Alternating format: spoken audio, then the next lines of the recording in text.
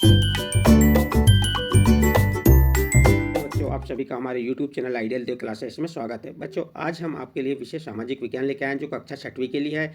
और इस एडगेट अभ्यास पुस्तिका को किसके द्वारा बनाया गया है? मध्य प्रदेश राज्य शिक्षा केंद्र भोपाल द्वारा वर्ष 2023-24 के लिए बनाया गया है।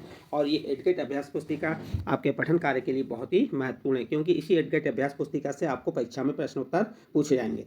और आज हम इस वीडियो के माध्यम से आपको अध्याय 5 बताएंगे। अध्याय 5 में क्या है? राज्य, राजा और एक प्राचीन गणराज्य के प्रश्नों के उत्तर बताएंगे। लेकिन उन प्रश्नों के उत्तरों को समझने से पहले बच्चों, आप लोगों को जो आपकी पाठ्य पुस्तक है हमारे अतीत का अध्याय 5 का अध्ययन अच्छे से कर लीजिए, उसके बाद इन प्रश्नों को उत्तर दीजिए। तो चलिए देखते हैं हम अध्याय 5, राज्य, राजा और एक प्राचीन गणराज्य। इसका प्रश्न नंबर 1, चित्रित धूसर पात्रों पर चित्रकारी समानतया पाई जाती है। क्या कह रहा है प्रश्न? चित्रित धूसर पात्रों पर चित्रकारी समानतया पाई जाती है। 4 ऑप्शन दिए। ए नंबर पशुओं की, बी नंबर पक्षियों की, सी नंबर वनों की और डी नंबर सरल रेखाओं और ज्यामितीय आकृति की। तो प्रश्न था चित्रित धूसर पात्रों पर चित्रकारी समानता पाई जाती है, कैसी पाई जाती है? तो आपको उत्तर आ जाएगा डी नंबर का, सरल रेखाओं और ज्यामितीय आकृति की। तो इस प्रकार से आपका प्रश्न नंबर 1 का कंप्लीट होता है। नेक्स्ट प्रश्न आता है आपका प्रश्न नंबर 2, लोहे की फाल जुताई में उपयोग और धान के पौधों की रोपाई में किस काल में प्रारंभ हुई थी? प्रश्न को फिर से रिपीट कर दे रहे हैं। लोहे की फाल का जुताई में उपयोग और धान के पौधों की रोपाई में किस काल में प्रारंभ हुई थी?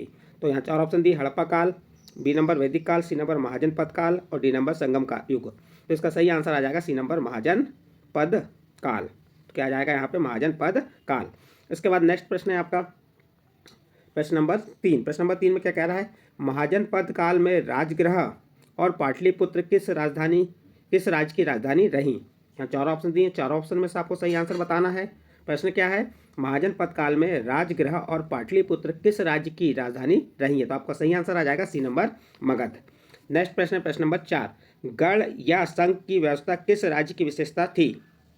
यहाँ पर 4 ऑप्शन दिए। 4 ऑप्शन में से आपको बताना है कि गढ़ या संघ की व्यवस्था किस राज्य की विशेषता थी। तो इसका सही आंसर आ जाएगा बी नंबर का, वज्जी। क्या आ जाएगा? वज्जी। बी नंबर का ऑप्शन सही है। इसका नेक्स्ट प्रश्न देखते हैं प्रश्न नंबर 5, अश्वमेघ यज्ञ का घोड़ा पकड़ने वाले राजा को युद्ध क्यों करना पड़ता था?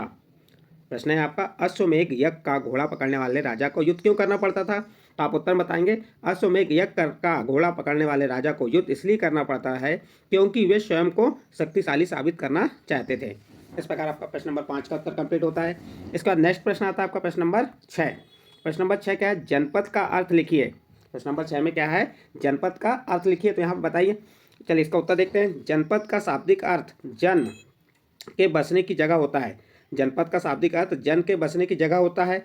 महायज्ञों को करने वाले राजा अब जन के राजा ना होकर जनपदों के राजा माने जाने लगे हैं। इस प्रकार से आप प्रश्न नंबर 6 का उत्तर लिख सकते हैं। इसके बाद नेक्स्ट अगला प्रश्न है प्रश्न नंबर 7। प्रश्न नंबर 7 क्या है? पुरातत्वविदों की खुदाई से जनपदों की कौन सी बातों का पता चला है? प्रश्न क्या है? पुरातत्वविदों की खुदाई से जनपदों की कौन सी बातों का पता चला है? उत्तर देखिए। पुरातत्वविदों की खुदाई से जनपदों को पता चला है कि लोग झोपड़ियों में रहते थे और मवेशियों तथा अन्य जानवरों को पालते थे। वे चावल, गेहूं, धान, जौ, दालें, गन्ना, तिल तथा सरसों जैसी फसलें उगाते थे। तो इस प्रकार आपका प्रश्न नंबर 7 कंप्लीट होता है। इसके बाद प्रश्न नंबर 8 देखिए। प्रश्न नंबर 8 क्या है? धूसर पात्र का चित्र बनाइए। तो इसका उत्तर आप क्या करेंगे? इस प्रकार से धूसर पात्र का चित्र बना लेंगे और उसके बारे में लिख भी सकते हैं। ये धूसर पात्र का चित्र हो गया। इस तरह के पात्रों में ज़्यादातर थालियाँ और कटोरियाँ ही मिली हैं। ये पात्र बहुत ही पतली सतह के, सुंदर और चिकने हैं। तो इस प्रकार से आपका प्रश्न नंबर 8 कंप्लीट हुआ। नेक्स्ट अगला प्रश्न आता है आपका प्रश्न नंबर 9, महाजन पद किसे कहते हैं? प्रमुख महाजन पदों के नाम लिखिए। तो उत्तर देखिए। करीब कितने, यहाँ पे आपका आ जाएगा, यहाँ पे लिख देंगे आप करीब, यहाँ पे आ जाएगा करीब 2500 साल पहले कुछ जनपद अधिक महत्वपूर्ण हो गए। इन्हें महाजनपद कहा जाने लगा। अधिकतर महाजनपदों की एक राजधानी होती थी। प्रमुख महाजनपदों के नाम काशी, कौशल, मगध और पांचाल, अवंती और गांधार आदि हैं। तो इस प्रकार आपका प्रश्न नंबर 9 कंप्लीट होता है। इसके बाद नेक्स्ट प्रश्न आता है प्रश्न नंबर 10, महाजनपदों के राजा कर क्यों वसूलने लगे थे? प्रश्न 10 क्या है? महाजन पदों के राजा कर क्यों वसूलने लगे थे? तो उत्तर देखिए। महाजन पदों के राजा विशाल किले बनवाते थे। क्या होता था? महाजन पदों के राजा विशाल किले बनवाते थे और बड़ी सेना रखते थे, इसलिए इन्हें प्रचुर संसाधनों की आवश्यकता होती थी। इसके लिए उन्हें कर्मचारियों की भी आवश्यकता होती थी। अतः महाजन पदों के राजा लोगों द्वारा समय समय पर लाए गए उपहारों पर निर्भर न रहकर अब नियमित रूप से कर वसूलने लगे। इस प्रकार आपका प्रश्न नंबर 10 कंप्लीट होता है। इसका नेक्स्ट प्रश्न आता है आपका प्रश्न नंबर 11।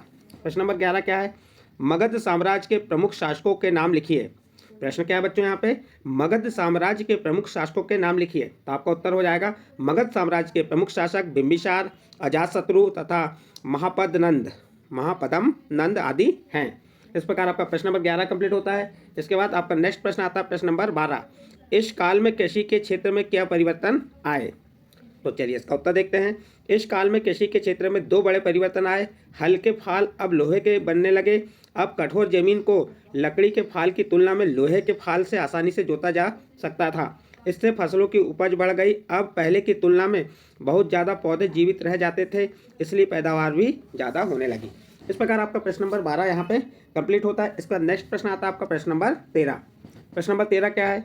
गढ़ या संघ के शासक अपना कार्य किस प्रकार करते थे?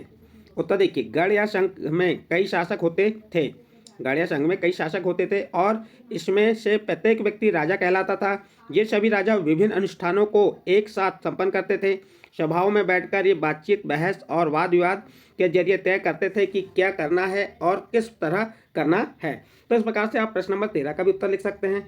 अब इसके बाद नेक्स्ट प्रश्न आता है आपका प्रश्न नंबर 14। प्रश्न नंबर 14 क्या कह रहा है? मगध के नज़दीक कौन सा राज्य था?